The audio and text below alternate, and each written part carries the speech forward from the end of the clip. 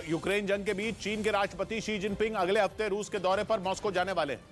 एक साल से ज्यादा वक्त से चल रही जंग के बीच यह पहला मौका है जब शी जिनपिंग पुतिन से मिलने खुद रूस पहुंचने वाले हैं। वो 20 से 22 मार्च तक रूस में रहेंगे। शी जिनपिंग के रूस दौरे की पुष्टि चीन के विदेश मंत्रालय ने की है, जिसके बाद पूरी दुनिया की नजरें उनके मॉस्को दौरे पर टिक गईं, क्योंकि अमेरिका समेत यूरोप के देशों ने पुतिन के खिलाफ मोर्चा खोल रखा है। यूक्रेन पर हमले के बाद से ही पुतिन पश्चिमी देशों की आंख की किरकिरी बन गए हैं। युद्ध में यूक्रेन का हमदर्द बनकर खड़े पश्चिमी देश पुतिन को विलन साबित करने में जुटे हैं। उनकी पूरी कोशिश है कि वो जंग में किसी भी तरह पुतिन को पीछे हटने के लिए मजबूर कर दे, लेकिन अब तक ऐसा हुआ नहीं। ऊपर से पुतिन के जिगरी माने जाने वाले शी जिनपिंग अब खुद मॉस्को पहुंचने वाले हैं और कहा जा रहा है कि अपने रूस दौरे पर वो कुछ ऐसा करेंगे जिससे अमेरिका समेत उनके दुश्मन देशों के सीने पर सांप लौट जाएगा। क्योंकि अमेरिकी अखबार द वॉल स्ट्रीट जर्नल की एक रिपोर्ट के मुताबिक शी जिनपिंग रूस और यूक्रेन की जंग को खत्म करवाने की कोशिश कर सकते हैं। कुछ रोज पहले ही उन्होंने दो दुश्मन देशों सऊदी अरब और ईरान के बीच भी सुलह करवाई थी। और अब द वॉल स्ट्रीट जर्नल की रिपोर्ट के मुताबिक वो रूस और यूक्रेन के बीच की जंग भी खत्म करवा सकते हैं। खबर के मुताबिक इसके लिए वो खुद यूक्रेन के राष्ट्रपति जेलेंस्की से बात कर सकते हैं। हालांकि उनके यूक्रेन जाने की कोई चर्चा नहीं है। कहा जा रहा है कि वो अपने मॉस्को दौरे पर ही वीडियो कॉन्फ्रेंसिंग के जरिए जेलेंस्की से जंग को लेकर चर्चा कर सकते हैं। ये चर्चा इसलिए भी तेज हुई क्योंकि एक रोज पहले ही चीन के विदेश मंत्री ने यूक्रेन के विदेश मंत्री से फोन पर बात की। कहा जा रहा है कि जंग शुरू होने के बाद दोनों के बीच पहली बार इस तरह से बातचीत हुई, जिसमें चीन ने जंग को लेकर चिंता जताई। रिपोर्ट के मुताबिक चीन के विदेश मंत्री ने यूक्रेन के विदेश मंत्री को भरोसा दिलाया कि चीन जंग को खत्म करवाने के लिए जल्द कदम उठाएगा। और इसी के बाद ये कयास लगाए जाने लगे कि शी जिनपिंग रूस के दौरे में पुतिन से जंग खत्म करने पर बात कर सकते हैं। शी जिनपिंग रूस में 20 से 22 मार्च तक रहेंगे, जहां वो पुतिन से मुलाकात के दौरान इसकी चर्चा कर सकते हैं।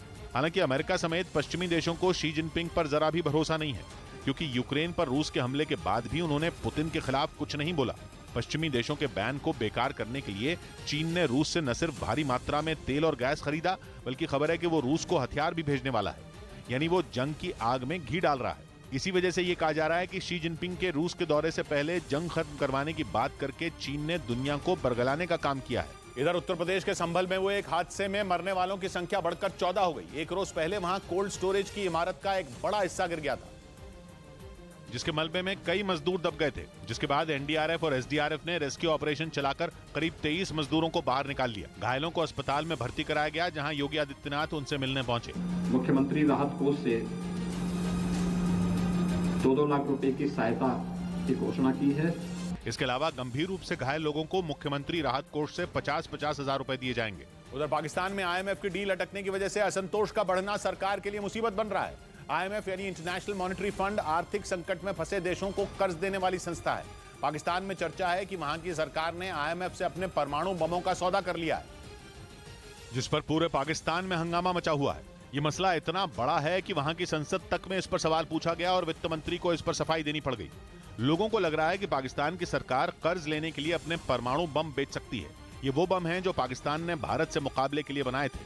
अंतर्राष्ट्रीय प्रतिबंधों के बावजूद पाकिस्तान ने ये बम बनाए थे। साथ ही ये कहा था कि वो भूखा मर जाएगा, लेकिन परमाणु कार्यक्रम पर समझौता नहीं करेगा। अब तो पाकिस्तान के सामने वाकई भूखे मरने की नौबत है और चर्चा यह है कि अगर परमाणु बम नहीं बेचे तो पाकिस्तान के लोग भूख से मर जाएंगे। इसीलिए आईएमएफ से हो रही बातचीत पर पाकिस्तान की सरकार बुरी तरह से फंसी हुई है। वो लोगों को यह बताने की कोशिश में लगी है कि आईएमएफ के साथ उसकी बातचीत में कुछ भी सीक्रेट नहीं है। लेकिन लोगों को यह समझ नहीं आ रहा कि आखिर आईएमएफ से कर्ज मिलने में इतनी देर क्यों हो रही है। आईएमएफ ने कड़ी शर्तों का पुलिंदा पाकिस्तान की सरकार को दिसंबर में ही सौंप दिया था। पाकिस्तान की सरकार का दावा यह है कि उसने सारी शर्तें मान भी ली हैं, लेकिन फिर भी बेल आउट पैकेज पर फैसला अब तक नहीं हुआ है। पाकिस्तान के वित्त मंत्री के बयान से ऐसा लगा कि केवल एटम बम ही नहीं, मिसाइलों पर भी माथापच्ची हो रही है। Nobody has any right to tell Pakistan that what range of missiles it can have and what nuclear weapons it has. We have to have our own deterrence.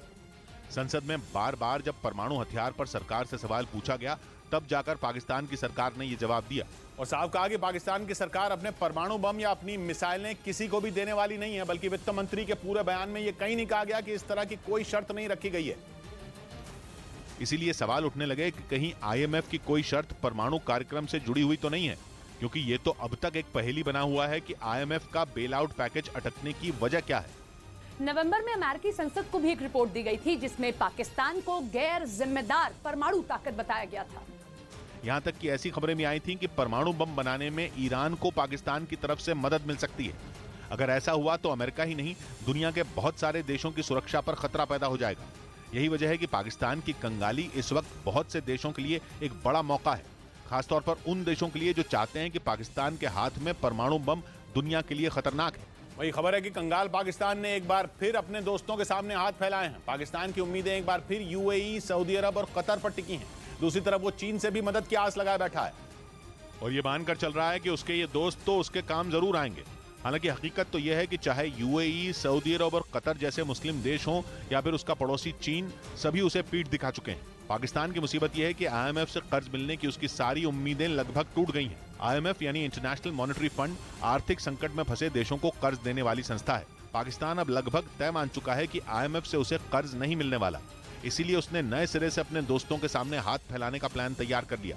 क्योंकि आईएमएफ से जिस बेल आउट पैकेज के तहत पाकिस्तान की सरकार को कर्ज चाहिए, उसकी मंजूरी 2019 में हुई थी। अब तक इसकी 2 किस्तें पाकिस्तान को मिल भी चुकी हैं। लेकिन अचानक तीसरी किस्त से पहले आईएमएफ के रवैये में इतना बड़ा बदलाव देखकर पाकिस्तान की सरकार हैरान है। यही बात पाकिस्तान के वित्त मंत्री भी कह चुके हैं। Extensive engagement, unusual, too lengthy, too long, too demanding, but we have completed everything. लेकिन पाकिस्तान के पास अब भीख मांगने के अलावा कोई विकल्प बाकी नहीं बचा है। पाकिस्तान को उम्मीद है कि सऊदी अरब से उसे 200 करोड़ का कर्ज मिल सकता है और यूएई उसे $100 बिलियन देकर उसकी डूबती नाव को बचा सकता है। वहीं चीन से भी पाकिस्तान ने $80 करोड़ की मदद मांगी है और ये कहा है कि पाकिस्तान में चल रही उसकी योजनाओं को पूरा करने के लिए ये रकम मिलनी जरूरी है। हालांकि पिछले 3 महीनों में ये सभी देश कई बार पाकिस्तान को मदद से इनकार कर चुके हैं। इस बीच पाकिस्तान में इमरान खान के एक बयान के बाद एक बार फिर भारत के कसीदे पढ़े जाने लगे। इमरान खान ने अपने भाषण में भारत की तारीफ की और भारत से सबक सीखने की नसीहत भी दी। खासतौर पर आर्थिक मोर्चे पर भारत से नसीहत लेने को कह दिया। यूं तो पाकिस्तान में भारत की तारीफ कोई नई बात नहीं है, लेकिन इमरान खान भारत की मिसाल देकर पाकिस्तान में राष्ट्रवाद जगाने में लगे हैं। उनका कोई भी भाषण हिंदुस्तान का नाम लिए बिना खत्म नहीं होता। पहले पाकिस्तान के नेता हिंदुस्तान को कोसकर लोगों को खुश करते थे, लेकिन इमरान खान अब भारत की तारीफ करते नहीं थकते। इस बार उन्होंने आर्थिक मोर्चे पर भारत की तारीफ की। उन्होंने पाकिस्तान के लोगों को बताया कि 1988 के बाद आईएमएफ से भारत ने कोई मदद नहीं ली, लेकिन पाकिस्तान आईएमएफ के सामने गिड़गिड़ाने को मजबूर है। इधर हिमाचल प्रदेश की सुखविंदर सिंह सुक्खू सरकार ने अपना पहला बजट पेश किया। इस बजट में गायों की देखभाल के लिए शराब की हर बोतल पर 10 रुपए का टैक्स लगाने की घोषणा की गई और सरकार को उम्मीद है कि इस टैक्स के जरिए उसे हर साल करीब 100 करोड़ रुपयों की आमदनी होगी, जिसका इस्तेमाल गायों की देखभाल करने के लिए किया जाएगा। उधर यूक्रेन को पश्चिमी देशों के हथियारों की सप्लाई रोकने के लिए रूस के राष्ट्रपति पुतिन के सीक्रेट प्लान का पर्दाफाश हो गया। पश्चिमी मीडिया का दावा है कि पुतिन ने अपने सीक्रेट प्लान को अंजाम देने के लिए 6 लोगों को पोलैंड भेजा था, जिन्हें पोलैंड की खुफिया एजेंसी एबीडब्ल्यू ने गिरफ्तार कर लिया। गिरफ्तार किए गए लोगों से पूछताछ के आधार पर पश्चिमी मीडिया ने दावा किया कि पुतिन पोलैंड को यूक्रेन से जोड़ने वाली रेलवे लाइन को धमाके से उड़ाने की फिराक में है। ऐसा इसलिए ताकि पोलैंड के रास्ते यूक्रेन को पश्चिमी देशों से भेजी जा रही मदद को रोका जा सके।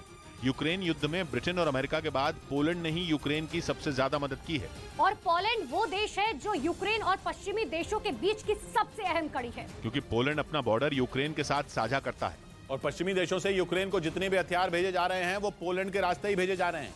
यही वजह है कि यूक्रेन युद्ध की शुरुआत से ही पोलैंड पुतिन की आंख का कांटा बना हुआ है और अब उस कांटे को निकालने के लिए पुतिन ने सबसे खतरनाक प्लान तैयार कर लिया। पुतिन का प्लान पोलैंड से यूक्रेन को जोड़ने वाली रेलवे लाइन को धमाके से उड़ाने का है। अगर पुतिन अपने इस प्लान में कामयाब हो गए तो पश्चिमी देशों के लिए यूक्रेन तक हथियार पहुंचाना बहुत मुश्किल हो जाएगा, क्योंकि अभी तक नेटो देशों ने जितने भी हथियार यूक्रेन की मदद के लिए भेजे वो सभी पोलैंड के रास्ते भेजे गए। इसलिए पुतिन को मालूम है कि पोलैंड की रेलवे लाइन उड़ाने से आधी जंग उनकी मुट्ठी में आ जाएगी और बाकी बची हुई जंग वो अपने सैनिकों और घातक हथियारों के दम पर जीत सकते हैं। हालांकि पुतिन ने इस प्लान को अंजाम देने के लिए जिन 6 लोगों को भेजा था वो सभी पकड़े जा चुके हैं। लेकिन पश्चिमी मीडिया का दावा है कि बहुत जल्द रूस के राष्ट्रपति अपने इस खतरनाक प्लान को जरूर अंजाम देंगे। अगर ऐसा हुआ तो ये अमेरिका और यूरोप पर रूस का सबसे बड़ा हमला होगा। हालांकि पुतिन पहले भी कई बार पोलैंड को अंजाम भुगतने की धमकी दे चुके हैं, लेकिन उसकी धमकी का पोलैंड पर कोई असर नहीं हुआ। उल्टे उसने यूक्रेन को लड़ाकू विमान देने का ऐलान कर दिया। इसलिए माना जा रहा है कि पोलैंड के इस फैसले के बाद पुतिन का गुस्सा 7वें आसमान पर पहुंच चुका है और अब पोलैंड पर बहुत बड़ा खतरा मंडरा रहा है।